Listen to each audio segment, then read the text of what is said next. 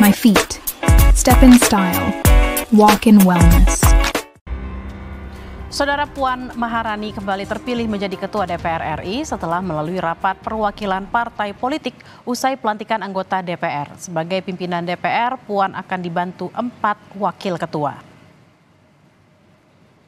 Puan Maharani, politisi PDI Perjuangan, kembali menjabat sebagai Ketua DPR periode 2024-2029. Puan, yang merupakan Ketua DPR periode 2019 hingga 2024, kembali menjadi Ketua DPR untuk 5 tahun ke depan. Sesuai dengan Undang-Undang MD3, posisi Ketua DPR jadi jatah yang didapat oleh parpol pemenang pemilu. PDIP menunjuk Puan Maharani untuk kembali menjadi Ketua DPR.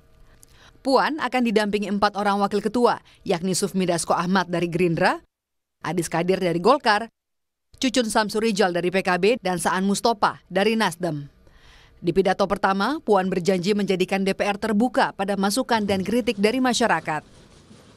Atas nama seluruh anggota DPR RI, kami juga mengundang partisipasi dari seluruh komponen masyarakat, media massa, pers, kaum intelektual, akademisi, mahasiswa, LSM, ormas, dan lain sebagainya untuk ikut memberikan masukan, pandangan dan kritik terhadap berbagai kebijakan negara yang akan diambil. Berikanlah pandangan, saran, dan kritik yang ikut mencerdaskan kehidupan bangsa. Usai penetapan pimpinan DPR, anggota Dewan bakal membahas sejumlah agenda, termasuk jumlah komisi dan alat kelengkapan Dewan. Nantinya akan ada rapat pembahasan antara perwakilan fraksi bersama pimpinan DPR. Sempat ada wacana kemungkinan bertambahnya kementerian atau lembaga di pemerintahan Prabowo Gibran yang berpotensi membuat jumlah komisi di DPR juga akan bertambah. Sekretaris Jenderal Partai Amanat Nasional Eko Patrio sempat menyinggung soal bertambahnya komisi DPR RI dari semula 11 komisi menjadi 13 komisi. Eko menambahkan, jika memang ada penambahan komisi, harus ada kontribusi yang diberikan pada komisi tersebut.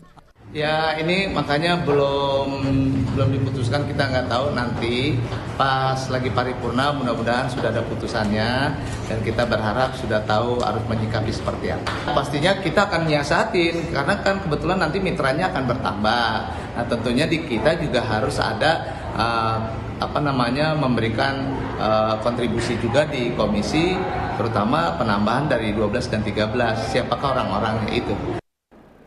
Penambahan komisi yang saat ini jadi wacana diharapkan juga diimbangi dengan kinerja anggota DPR yang terakselerasi. Pengamat politik Universitas Al-Azhar Indonesia Ujang Komarudin menyebut, jangan sampai kerja anggota DPR jadi mandek karena hambatan dari partai politik. Sebaliknya, potensi yang ada harus didorong untuk mendorong produk legislasi yang berkualitas. Karena biasanya kalau sudah berhadapan dengan praksi ini agak sulit. Nah, itu tadi yang saya bilang. Saya dari 2011 sampai 2016 saya pernah jadi staf khusus ketua DPR juga, agak sedikit paham terkait dengan formulasi itu. Karena banyak senior saya, banyak teman-teman saya juga di DPR yang lama juga mengatakan ketika sudah keras, ketika ditelepon oleh ketua umum partai juga diam, nggak bisa apa-apa juga. Dan ini terjadi di hampir semua partai karena pengendali dari semua itu partai politik yang ada dalam praksi. Tetapi tadi kita tidak boleh membatasi potensi-potensi beliau-beliau itu. Potensi itu harus tumbuh kembang menjadi sebuah produk legislasi yang memang mumpuni, yang punya kualitas. Nah, ini yang kita harapkan. Jumlah kursi DPR dari periode ke periode juga terus bertambah. Pada periode 2019 hingga 2024 tercatat ada 575 kursi anggota di Dewan Perwakilan Rakyat. Dan kini, di periode 2024 hingga 2029, jumlahnya menjadi 580 kursi atau bertambah 5 kursi untuk mengakomodasi pemekaran 4 provinsi baru di Papua. Kini, harapan tersemat pada anggota DPR yang telah dilantik.